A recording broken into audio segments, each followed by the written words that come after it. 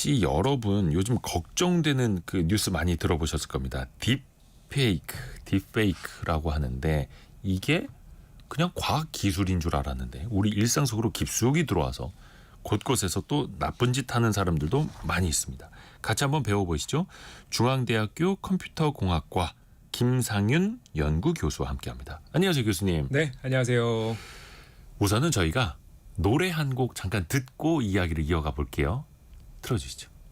떠나는 길에 네가 내게 말했지 너는 바라는 게 너무나 많아. 잠깐이라도 널 안 바라보면 머리에 불이 와버린다니까. 달지 달고 달지 달고 달지던 밤연ging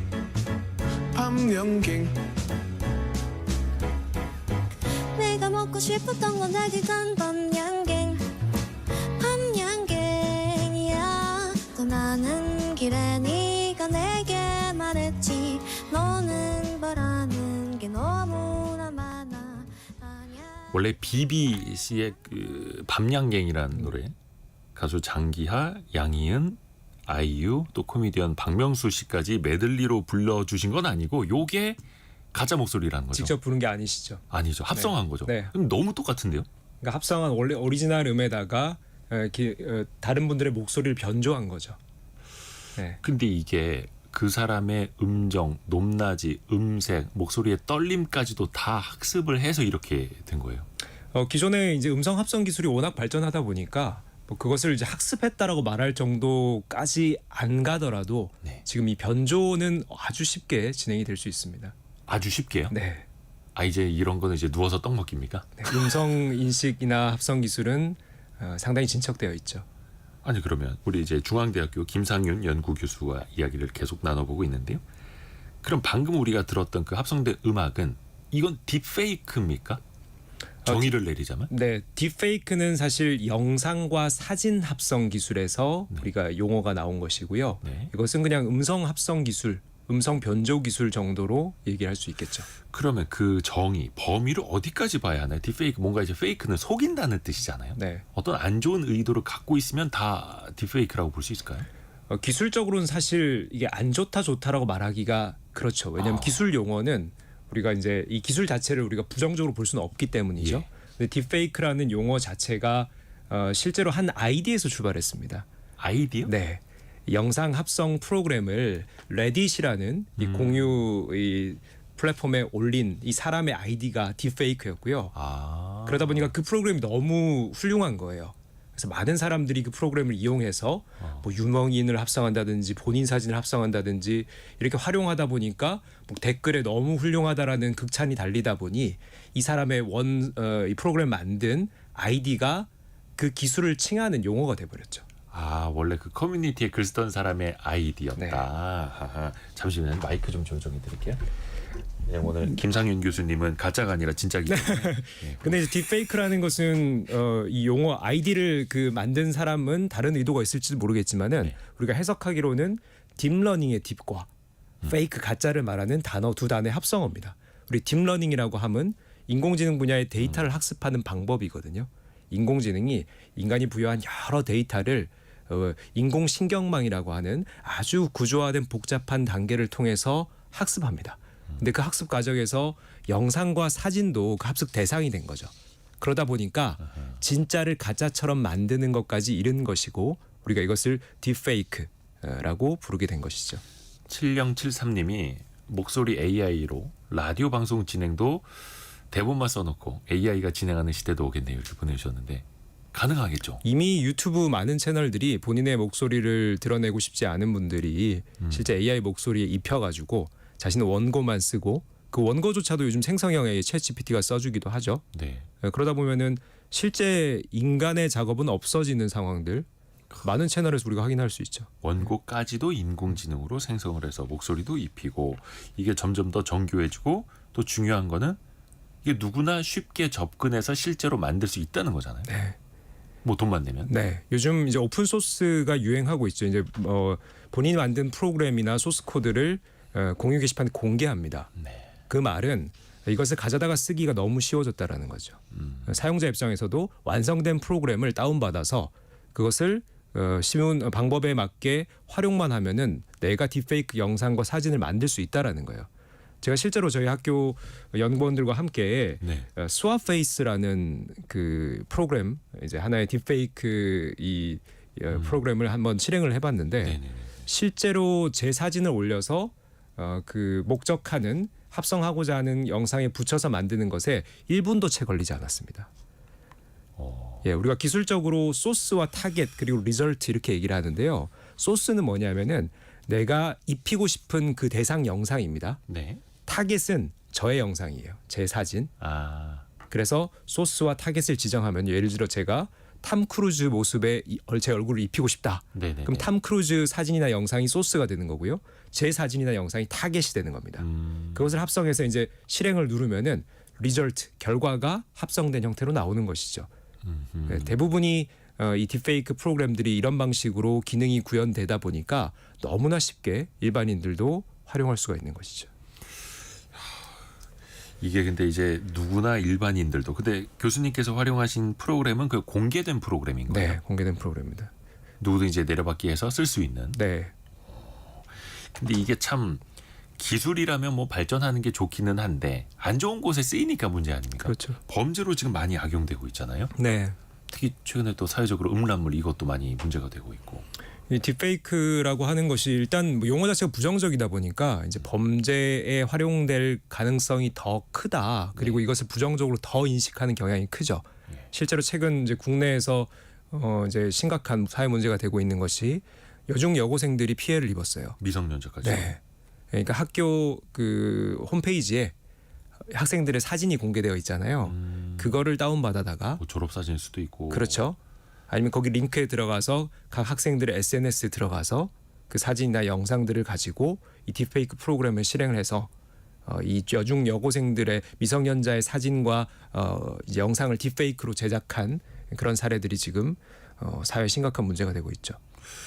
이야, 아니 그 얼마 전에 미국의 사이버 보안 업체 시큐리티 히어로라고 하는데 여기서 이제 내놓은 자료를 보니까 대한민국의 딥페이크 성착취물이 이제 문제고 취약 국가 1위다 이런 평가가 나왔습니다. 네. 이건 어떤 배경에서 그런 거예요? 저도 이 뉴스를 듣고 좀 되게 심각하구나. 의아하기도 한데. 네, 그래서 저도 이 보고서를 좀 읽어봤는데요. 지난 7, 8월 딥페이크 관련 사이트들이 있어요. 유명 사이트들이. 물론 좋지 않은 사이트들이죠. 막 커뮤니티 막 그렇죠. 자기가 만든 거 자랑하고 막 이런. 그렇죠. 자랑하거나 아니면 뭐 성인 동영상이 올라오는 사이트라든지 그곳을 10곳을 대상으로 이 시큐리티 히어로라는 업체가 조사를 했는데요. 실제로 약 10만 건의 이 올라온 영상이나 사진을 분석한 결과 그중에 이제 등장하는 인물의 원소스가 한국인이다라고 유추되는 것이 53%인 것으로. 거의 절반이요? 네, 전 세계 사이트를 대상으로 했는데요. 아니 그거는 그러면 한국인을 타겟해서 그렇게 합성한 걸까요? 아니면 외국인이 외국에서 그렇게 합성을 한 걸까요? 그건 알 수가 없네. 네, 근데 주로 그 뒤에 이제 내용들을 읽어봤더니 주로 K-팝 스타가 많아요. 그러니까 최근 K-팝이 전 세계적으로 유행을 하다 보니까 K-팝 스타 이 딥페이크가 실제로 뒤에 다른 조사도 있는데 네. 10대들이 활용도가 상당히 큽니다. 이게 더 심각한 사회 문제예요. 10대들의 활용도라고 하면 10대들이 이걸 만들어 본다는 거예요? 딥페이크를 직접 프로그램을 써서 자기가 만들어 본다라는 거죠. 아니 우리나라 애들 똑똑한 건 알겠는데 네. 그런 식으로. 자, 근데 이제 요거를 이제 분명히 하셔야 될 게 딥페이크 자체는 용어 자체가 너무 부정적으로 이름이 지어졌는데 네. 이 자체는 나쁜 것은 아니에요. 그렇죠, 기술이니까. 그렇죠. 기술이고 내가 내 사진을 뭔가 재미로라도 다른 사진에 연예인 얼굴에 합성해 본다. 연예인 몸에 합성해 본다. 뭐 이런 것들을 자체가 나쁜 건 아니잖아요. 네. 근데 이것을 활용할 때 성착취물, 그러니까 이게 성적인 어떤 본인에게 피해를 줄 수 있는 혹은 사회적으로 부정적인 이 활용도가 있다라는 것이 문제인 거죠. 그래서 결국 이 10대들이 호기심을 가지고 또 이 디지털에 익숙한 세대다 보니까 이 딥페이크 프로그램을 가장 많이 쓰고 있는 것으로 나타났고 그러다 보니까 앞서 말씀드린 시큐리티 히어로 조사에도 이 K-팝 연예인들을 대상으로 10대들이 이것을 올렸을 가능성이 크다. 이렇게 분석이 되고 있죠. 네. 곽정은님이 온라인 세계 내 정보가 떠돌아다니까 무서워서 더더욱 안 해야지 라는 생각이 드네요라고 이제 SNS 네. 쓰는 것도 무섭다. SNS에 가족들 사진 함부로 올리면 안 될 것 같다라고 보내주셨는데 참 그것도 중요하죠. 어디서든 누군가든 뭐 카톡이 됐든 SNS 걸 사진 다 퍼가서 그냥 붙이기만 하면 되니까. 혹시나 이게 처벌 수위나 아니면 이런 거 하면은 큰일 난다라는 법 제도는 좀 제대로 갖춰져 있나요? 직접적인 딥페이크 관련된 법안은 아직 미미한 편이고요. 대체적으로 우회적인 방법으로 법적 처벌을 하고 있습니다. 무슨 말이냐면은 예를 들면 성폭력 범죄, 공연 음란죄, 초상권 침해죄 이런 것으로 이것에 피해를 받은 사람이 신고를 해야 돼요. 그러면은 여기에 대해서 조사를 해서 법적인 어떤 제재를 가할 수 있습니다. 근데 명확하게 이것이 딥페이크의 어떤 배포자나 생산자나 유포자에 대한 처벌에 관해서는 아직까지 법적 제도적 정비가 필요한 영역입니다. 그러니까 다른 법을 우회해서 다른 법으로 처벌을 받지 딥페이크 자체로는 아직까지는 그런 법적 처벌 근거는 없고 네. 다른 나라는 어떻습니까? 다른 나라들은 이 딥페이크를 좀 규제하려는 움직임이 좀 있나요? 다른 나라도 이게 이슈가 워낙 심각한 사회 문제를 만들다 보니까 여기에 대해서 이제 관심이나 여러 가지 사회적인 컨센서스는 만들어지고 있는데요. 미국 같은 경우에도 우리나라와 마찬가지로 아직까지 법적인 제도적인 정비는 초읽기 단계입니다. 주정부 차원에서는 딥페이크를 범죄로 보고 규정한 곳이 일부 있지만요. 네. 아직 연방법에서는 딥페이크 성착취물을 명시하는 법적 조항이 없습니다. 자, 그러나 유럽은 조금 앞서 있죠. 유럽의 경우에는 유럽 연합 자체의 디지털 서비스법이라고 해서 온라인 플랫폼에 유해 콘텐츠를 올렸을 경우에 어떤 법적 제재를 가할 수 있는지가 명시되어 있기도 하고요. 또는 뭐 프랑스 같은 경우에는 플랫폼에 대해서 상당한 책임을 부과하고 있습니다. 이런 성착취물이나 부정적인 딥페이크 영상들이 올라온 그 플랫폼에 대해서 상당히 제재를 가하고 벌금을 주고 혹은 책임자를 처벌하는 조항들 이 강력하게 지금 정해져 있고요. 영국 같은 경우에는 지난 4월이죠. 온라인 안전법이라는 것을 개정해서 당사자가 동의 없이 악의적으로 딥페이크 성착취물 같은 이런 영상들을 올렸을 경우에 이 제작자에 대해서 형사 입건한다. 이런 것들이 발표되기도 했습니다. 김용일님, 딥페이크 정말 문제군요. 범죄자들에게는 엄한 처벌이 필요합니다. 이렇게 또 지적하시는 목소리들도 계속 올라오고 있습니다. 그 왜 인터넷 댓글 같은 경우에도 물론 이제 이거 실명제로 해야 한다만 논쟁은 좀 있습니다만 추적을 하다 보면 누가 썼는지 또 알 수 있는 방법이 있지 않습니까? 특히 이제 국내 포털 같은 경우에는 딥페이크 같은 경우는 영상물을 누가 만들었다, 누가 유포했다라고는 알아낼 수 있을까요? 일단 아이디 추적한다라는 것은 모든 컨텐츠에 공통적으로 해당되기 때문에 그런 방법은 사용할 수가 있죠. 다만 문제는 우리가 익명 게시판 같은 아이디나 이런 그 나의 개인 정보가 연결되지 않은 게시판들이 생각보다 많다라는 거예요. 그러면은 이것을 추적할 수 있는 방법은 유일하게 뭐 IP 추적이라든지 혹은 뭐 여러 다른 방법들을 쓸 수밖에 없거든요. 그런 측면에서 실제로 이 성착취 영상이 여기저기 퍼지는 것은 우리가 이제 텔레그램과 같은 이 개인 추적이 불가능한 플랫폼들에서 아주 일상화가 되어 있습니다. 그러다 보니까 추적이 불가능한 측면이 있고요. 다만 최근에 이것을 추적 가능하게 한 다른 방법의 기술들이 개발이 되고 있긴 합니다. 기술로서요? 네. 예를 들면은 워터마킹 기술이 있어요. 네네네. 딥페이크 프로그램을 썼을 때 그 최종적인 결과물에 대해서 워터마크를 찍어주는 거예요. 그러니까 어떤 건지 아시죠? 화면상에 약간 반투명한 글자가 나오도록. 그렇죠. 이게 어느 프로그램에서 제작되었다라는 것을 낙인을 찍어주는 거죠. 그러면 그 어떤 사람이 보더라도 그 영상과 사진에 대해서 어느 프로그램으로 제작되었다, 즉 딥페이크 영상이다 아니다를 확인할 수 있게 하는 거죠. 근데 그게 또 왜 워터마크를 지우는 기술도 있지 않습니까? 네. 이 워터마크를 영상 앞에 띄워놓는다고 해서 이게 실효성이 있을까요? 네. 사실 참 이 기술이라는 게 재밌는 게 공격하는 기술이 발전하면은 또 방어하는 기술이 발전하죠. 네. 똑같은 상황이 예전 우리 인터넷 초기에도 벌어졌었는데요.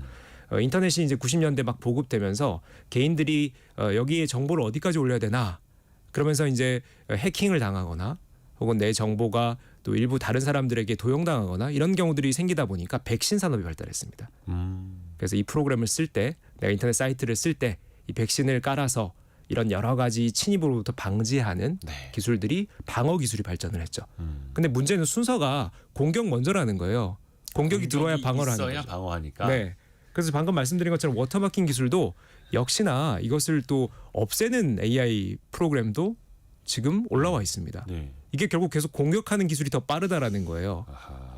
그래서 이런 부분도 역시나 아직 완벽히 안전한 어떤 기술 보호 형태는 아니다라는 건데 뭐 또 한 가지 방법으로는 지금 많은 기업들이 시도하고 있는 게 태깅 정보들을 다는 겁니다. 태깅 정보요. 네, 우리 태그라고 해서 네. 우리 SNS 쓰시는 분들 태그를 단다 하잖아요. 뭐 옷에 달려 있는 택처럼. 네, 맞습니다. 그래서 이 사진이나 영상을 설명하는 글이죠. 보조적인 글들. 뭐 예를 들어 이 영상은 뭐 무슨 뭐에 관한 영상이고 언제 만들었고 누가 만들었고 어떤 프로그램에 의해서 가공됐고 이런 설명하는 내용들을 이 영상이나 사진에다가 보이지 않는 태그를 달아주는 겁니다. 그럼 만든 이것을 사람이요? 그렇죠. 프로그램 자체가. 아 프로그램 자체적으로 네. 보이지 않게. 네. 그래서 이것이 유포됐을 경우에 이것을 이제 태그 정보를 확인하는 이것을 통해서 절차를 통해서 이 사진이나 영상이 딥페이크인지 유포자는 누구인지 제작자는 누구인지 어떤 프로그램을 만들었는지를 확인할 수 있는 것이죠. 그 프로그램을 쓰는 사람이 나 모르겠지라고 막 이것저것 만들었지만 그 만들어지는 과정 속에 어디에서 무엇에 대해서 어떻게 만든 거다라는 정보를 담고 있게끔. 그렇죠. 그래서 나중에 그걸 열어서 보면은 아 누가 어떻게 만들었구나를 알 수 있게끔. 네. 그러니까 영상 겉으로는 표는 안 나지만. 네. 근데 이것도 이제 공격이 가능한 게 네네네. 태그 정보를 달아주는 그 하나의 기능을 그 무력화하는. 딥페이크 프로그램을 만드는 예. 이런 막 아주 이런 아주 활발한 개발자들이 굳이 꼭 내 프로그램에 이걸 담을 필요가 없죠. 그렇죠. 네. 그러니까 왜냐면 그러면은 이제 사람들이 자기 프로그램 많이 안 사서 쓸 것 같으니까. 그럴 수 있죠. 예. 네, 그렇기 때문에 이게 법 제도적으로 정비가 되지 않는 한 이게 기술 분야에서 자정적인 형태로 이런 태그 기술이나 워터마킹 기술을 활용하라라고 하는 것에는 한계가 있다. 이렇게 볼 수가 있는 것이죠. 그래서 이걸 완전히 의무화해버리자 이런 목소리도 그래서 나올 수밖에 없는 건데요. 네, 맞습니다. 자율에 이게- 맡겨버리면은 뭐 일단은 내 프로그램 많이 팔아야 되는데 네, 괜히 불편한 이런 거 담아서 뭐 하겠어 또 이럴 수도 있잖아요. 그렇죠. 선량한 의도에만 기댈 수는 없는 거고요. 네, 이제 이거는 완전 초반이네요. 네, 아주 논의가. 초반이고 실제로 아까 딥페이크의 그 레딧이라는 게시판에 이 아이디로 이 프로그램 올린 사람에서 이름이 네. 비롯됐다 말씀드렸잖아요. 그게 2018년 정도였습니다. 네. 그러니까 딥페이크가 본격적으로 세상에 알려진 게 2018년부터라고 치면은 그 이후 기술 발전이 더 고도화되어 왔고 뭐 최근 몇 년 사이에 벌어지고 있는 기술로 인한 세상의 변화다라고 볼 수 있겠죠. 근데 이게 점점 더 정교해지다 보니까 더 혼란스러운 것 같습니다. 얼마 전에 이제 미국의 대통령 후보들까지도 합성된 영상, 이게 사진이 아니라 한 반년 전쯤인가요? 작년인가요? 트럼프 전 대통령이 막 체포당하는 영상 이제 사진으로 합성된 것 때문에 실제로 그게 진짜인 줄 알고 막 보도를 냈던 해외 언론사도 있었고, 근데 이제는 아예 뭐 춤추는 모습 서로가 부둥켜 앉는 모습 뭐 이런 것도 이제 영상으로 합성돼서 돌아다니고 있는데 이게 참 어렵습니다. 더 헷갈립니다. 그 아까 텔레그램 잠깐 이야기를 해주셨는데 해외 SNS 같은 경우에는 특히 뭐 검찰이나 경찰의 수사가 시작되더라도 협조를 그냥 안 해버리는 경우 있잖아요. 강제성도 없고 그러면 현실적으로 이거를 악용한 사람을 잡아내는데도 현실적으로는 좀 한계가 있을 수밖에 없는 거죠. 이거는. 그렇죠. 지금 이 텔레그램이 사실 전 세계적으로 이런 마켓 셰어를 갖게 된 데는 예. 이제 그런 개인 정보에 대한 상당히 프라이버시를 뭐 존중하는 그들 입장에서는 이렇게 주장을 하죠. 익명성이 중요하다. 그렇죠. 표현의 예. 자유 중요하다. 막 그러다 보니까 텔레그램이 전 세계에 아주 큰 지금 마켓 셰어를 갖게 됐는데 그 반면에 이 범죄에 악용되는 경우들이 너무나 많습니다. 범죄의 온상이 되기도 하죠. 네. 그러다 보니 나쁜 뭐 소스 코드나 나쁜 컨텐츠들은 대부분 텔레그램을 통해서 전 세계에 퍼집니다. 이것이 이제 뭐 어떻게 보면 하나의 딜레마죠. 이게 표현의 자유나 혹은 개인정보 침해에 대해서 좀 자유도를 더 강화할 것이냐, 아니면은 이것에 대해 피해를 보는 이 사회적 부작용에 대해서 또 강조해서 법적 제도적 장치를 만들 것이냐, 규제를 만들 것이냐, 뭐 이런 것에 대한 지금 여러 가지 혼란이 있는 것이죠. 그 내용도 좀 포함이 된 걸로 알고 있는데 그 텔레그램을 창업한 파벨 드로프가 얼마 전에 프랑스에서 체포됐지 않습니까? 네. 그러니까 체포될 당시만 해도 이제 극렬하게 막 반발하다가 요즘은 좀 이 사람 말이 달라졌더라고요. 범죄에 악용되는 기능을 삭제하겠다. 네. 요거는 좀 어떻게 평가하십니까? 그게 이제 약간의 임시 방편일 수도 있죠. 네. 예, 워낙 사회적 이슈들이 딥페이크뿐만이 아니라 텔레그램을 이용한 범죄라든지 뭐 마피아도 텔레그램을 이용해서 소통한다 이런 것도 알려져 있고 또 각 국가 이게 개별 국가의 이런 보안이라든지 이런 것들을 또 허무는 사례들도 생겨나고 있고 그러다 보니 국가들이 텔레그램을 상당히 경계하고 있습니다. 이게 하나에 찍어서 얘네들을 좀 이렇게 좀 다스려야겠다. 이런 국가들이 생겨나고 있죠. 프랑스도 마찬가지 사례고요. 그러다 보니 이제 텔레그램도 어떤 액션이 필요합니다.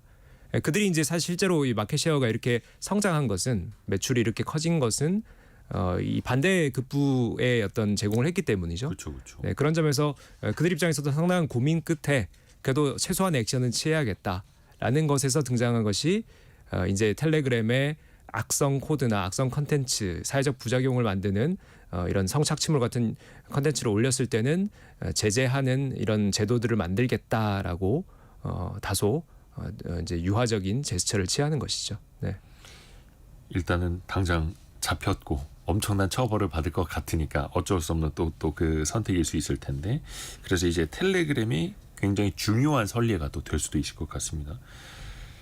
이게 그 국가적인 비용도 만만치 않을 것 같습니다. 기업도 마찬가지고 이 개개인의 고통은 뭐 이루 말할 수도 없을 테고 국가적으로도 이런 딥페이크에 대처하는 또 그로 인한 사회적인 혼란에 따르는 비용은 우리가 이거 뭐 이제 산정해낼 수도 없을 정도 아닐까요?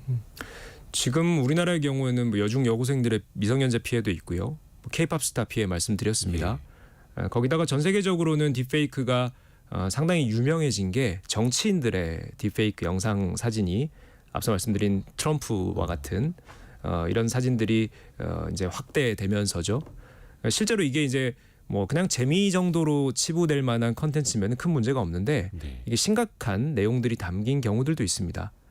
뭐 트럼프 같은 경우에 사실 아주 이슈가 됐던 적이 있는데요. 지난 대선 시점이었을 겁니다.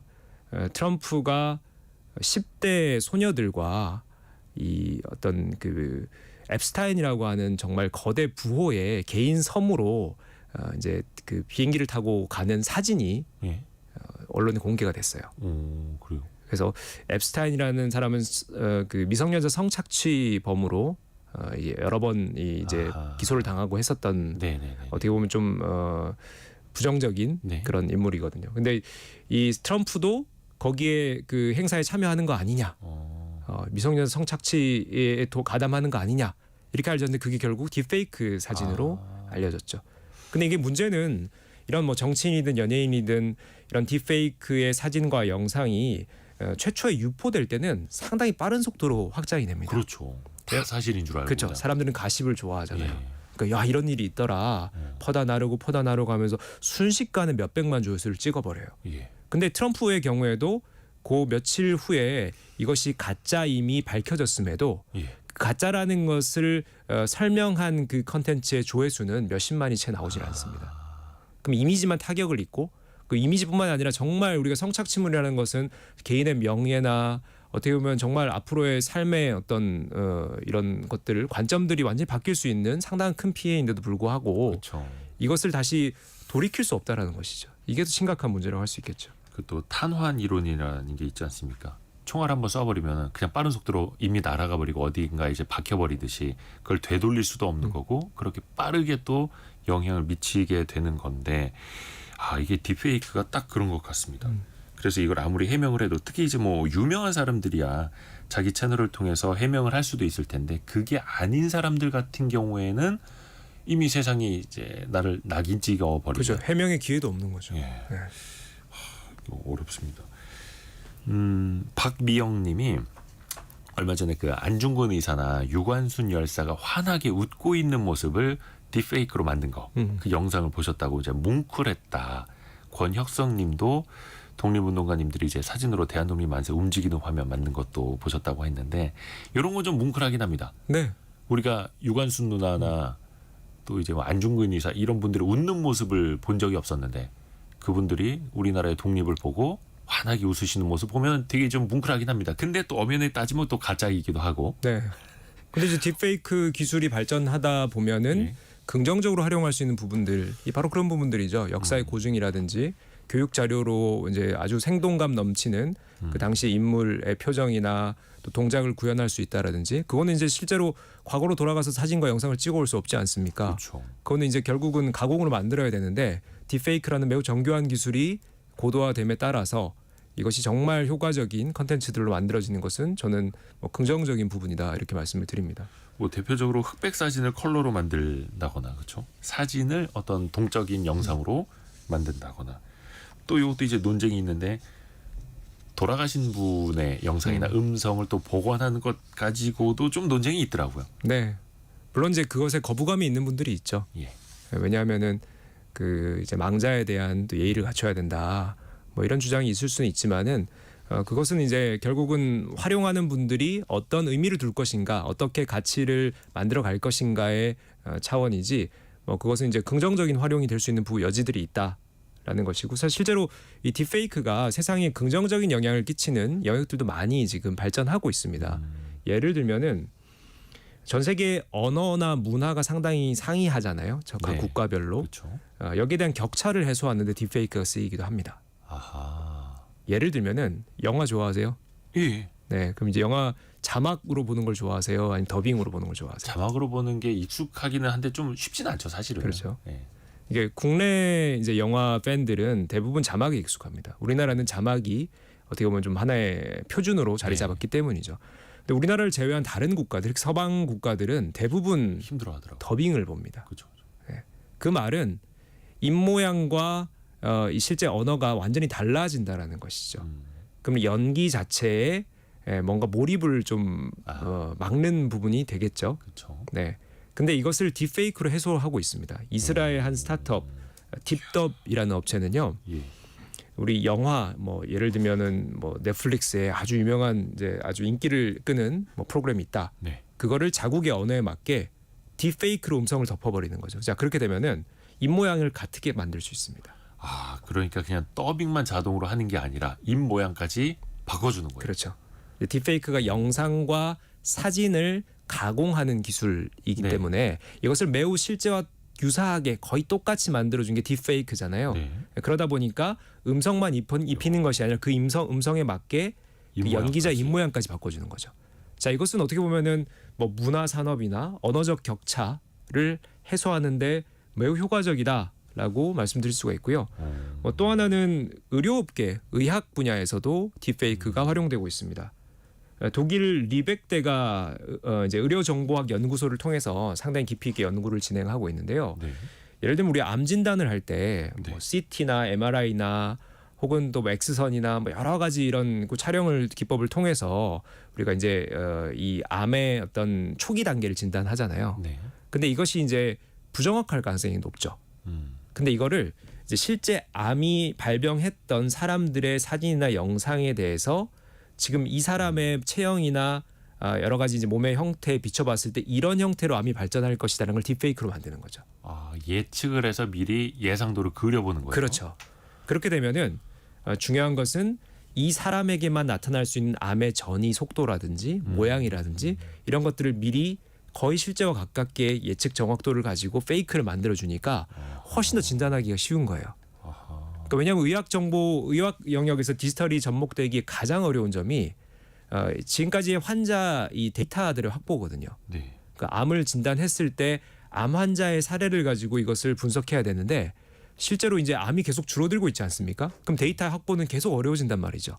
근데 이거를 딥페이크 인공지능 기술을 이용해서 아주 정교한 이 전이 상태들을 사진이나 영상으로 제작할 수 있다라는 것은 의학 분야에 아주 획기적인 또 발전을 만들어 주겠죠. 네.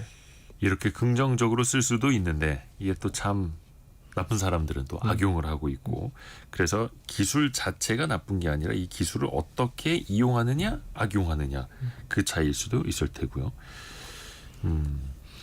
그 헐리우드 영화 같은 경우에도 몇 년 전에 그 있었죠. 분노의 질주 촬영을 하다가 주연 배우가 안타깝게 이제 사망하는 일이 있었는데 그 동생을 데려다 연기를 시키고 얼굴을 좀 이렇게 변형을 해서 영화를 이제 완성을 했던 그런 것도 어떻게 보면 이제 물론 이제 그건 유가족이 동의를 한 거니까 긍정적인 케이스라고 볼 수도 있을 테고요. 근데 그만큼 자연스럽다는 건 또 그만큼 분간해내기 어렵다라는 뜻이 될 테고요. 그렇죠. 그게 어떤 영화 산업이나 엔터 예술의 영역을 넘어서 우리에게까지 또 가까이 올 수 있으니까. 이게 왜냐면 뭐 저도 방송 통해서 여러 번 이야기를 했습니다만 저희 부모님도 이제 보이스피싱에 당하셨었는데 제 목소리를 뭐 카피한 그거였던 네. 것 같아요. 이제 보이스피싱을 넘어서 페이스피싱이 될 수도 있잖아요. 어느 날 갑자기 우리 가족에게 영상 통화가 오는데 그 얼굴로 엄마 아빠 하면서 돈 보내달라고 하면 거의 다 믿지 않겠습니까? 그렇죠. 심각한 문제죠. 스미싱이 요즘은 뭐 일반인들이 뭐 최소 한 달에 한두 번은 겪어보는 네. 그런 상황인 것 같아요. 뭐 이제 이런 스팸 문자는 뭐 사실 아무것도 아닌 정도가 됐고 그렇죠. 이게 이제 음성을 이제 그 위조하고 그리고 사진 영상까지도 완벽히 위조가 가능한 시대가 되다 보니까 정말 이런 그 방어하는 기술들에 대한 발전을 우리가 좀 빠르게 좀 기대하고 관심을 가져야 되지 않을까 생각이 들 정도입니다. 네. 방어하는 기술. 아이고 이게 참 어떻게 보면 인터넷이나 컴퓨터 초반에 공격 해커들 생기면 또 방어하는 기술 만들듯이 똑같네요. 네. 딥페이크에서도. 근데 그게 또 이제 AI 영역으로 가버리면 더 어렵고 이런 거는 없습니까 혹시 기술적으로? 실제로 이제 AI 분야가 역사가 한 70년 됐거든요. 아, 그렇긴 네. 하네요. 예. 1950년부터 연구가 시작됐습니다. 결국은 여러 다양한 시도들이 있어 왔고 네. 사실 이런 그 위조 변조 가공이라는 영역만 보면은 사실 음성을 타겟으로 가장 빠르게 발전을 해왔죠. 그래서 지금 최근에 이제 이런 범죄들이 아주 완성도 높게 실제로 많은 사람들이 이런 것에 피해를 보고 있는 것이고요. 그 다음이 이제 사진입니다. 네. 그리고 이제 영상이죠. 여기까지도 지금 충분히 아주 고도화가 진행되고 있습니다. 이제 그다음 언어로 가고 있죠. 인간의 언어 체계라든지 창작 혹은 통찰력에까지도 인간의 어떤 지능과 인간의 판단을 모방한 영역들이 등장하고 있습니다. 사실 우리가 요즘 뭐 챗GPT 흔히들 쓰고 계신데요. 네. 이게 생성형 AI라고 하는 게 인간의 언어 체계를 복사했다라고 보시면 되죠. 그러면은 우리가 뭐 책을 한 권 쓴다, 보고서를 쓴다 이런 것들까지 인간의 뇌 속에서 일어나는 판단과 언어적 체계들을 그대로 인공지능이 활용하고 있다. 뭐 이렇게 볼 수가 있는 것이죠. 자, 그런 관점에서 이게 딥페이크를 방어하는 기술들도 지금 충분히 발전이 필요한 상황이고 실제로 많은 기업들에 의해서 시도는 되고 있습니다. 예를 들면은 여러 가지 이제 방법적인 측면들이 있는데 네. 이 딥페이크 사진과 영상 이 파일 자체의 고유성을 탐지하는 기술의 또 하나의 접근법으로 활용이 되고 있습니다. 파일 자체의 고유성이요? 네, 그러니까 이 파일이 예. 오리지널 파일인가, 한번 가공이 된 파일인가를 체크하는 거죠. 오염된 건지 아닌지. 네, 맞습니다. 마이크로소프트 뭐 다들 아시는 세계에서 정말 이 IT 분야를 이끌고 있는 기업은요. 이 디지털 콘텐츠의 오리지널리티를 판단하는 뭔가 여기서 가공이 됐고 덧붙여졌고 뭔가 합성이 됐고 하는 것들을 식별해내는 기술을 지금 개발을 하고 있고요. 물론 아직까지 뭐 특정 서비스가 나왔거나 뭐 툴이 됐거나 이런 것까지는 아닙니다. 내부적으로 이렇게 기술을 진화시켜 나가고 있고요. 인텔의 경우에는 페이크 캐처라는 이름의 이 기술을 개발을 했습니다. 자, 이게 뭐냐면은 바이오 정보와 딥페이크, 딥러닝을 같이 융합해서 활용하는 건데 우리 인간의 얼굴에 아주 미세하게 현미경으로 관찰하면은 혈류의 흐름에 따라서 혈관의 피부 색깔이 모양. 다릅니다. 네네. 예, 혈관의 모양이 뭐 나노 단위로 보면 보일 거고요. 아니면은 요 피부 색깔도 톤도 혈관이 얼마나 피부에 가까이 있느냐, 혹은 깊이 있느냐, 혈관의 두께 이런 거에 따라서 미묘하게 이런 색감들이 달라지죠. 인간의 눈에는 정확하게 인식이 안 될 수 있지만은 인공지능 이런 것까지 식별이 가능합니다. 네. 자, 그러다 보니까 영상이나 사진에서 사람 얼굴이 등장했을 때 이 얼굴이 실제 이런 혈류 흐름이나 바이오 정보를 담고 있느냐, 이것이 이제 리얼이냐 페이크냐를 판단할 수 있는 기술들이 지금 생겨나고 있는 것이죠. 인텔의 페이크 캐처가 바로 그 부분의 서비스고요. 실제로 이제 사람 피부의 혈류와 같은 이런 정보들을 아주 이제 미세한 픽셀 단위의 영상 분석을 통해서 네. 이걸 식별해내고 회사 측의 발표에 따르면 약 96%까지 가짜를 식별해낼 수 있더라라고 완성도를 밝히고 있습니다. 굉장히 이제 정밀한 기준으로 이제 잡아내는 거네요. 네, 해상도도 좋아야 될 것 같은데요. 그렇죠. 영상의 해상도도. 그렇죠. 아주 해상도가 높은 곳에만 좀 적용될 수 있을 것 같긴 합니다. 네.